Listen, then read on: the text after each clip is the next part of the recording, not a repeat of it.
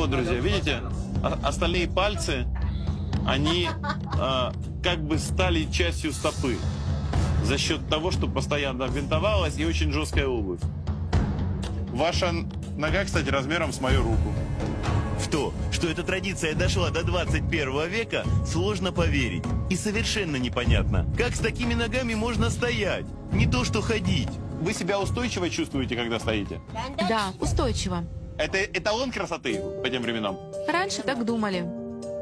Несмотря на то, что маленькие ноги уже перестали быть модными, все женщины поколения лотосов продолжают носить туфли по всем канонам красоты.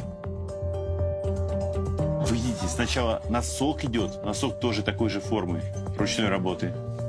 А потом сверху уже сама обувь на пуговички, а дальше обматывают ногу тканью. Это для того, чтобы тепло было, да? Да, чтобы не мерзла нога.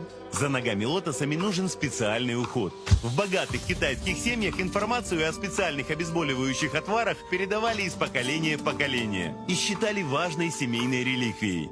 А простые девочки из села, как Лан Чао-Мэй, обходились тем, что было доступно. А ноги как-то особенным образом мыли? В каких-то травах? Нет, обычной водой. Самым затратным считалась смена повязки, так как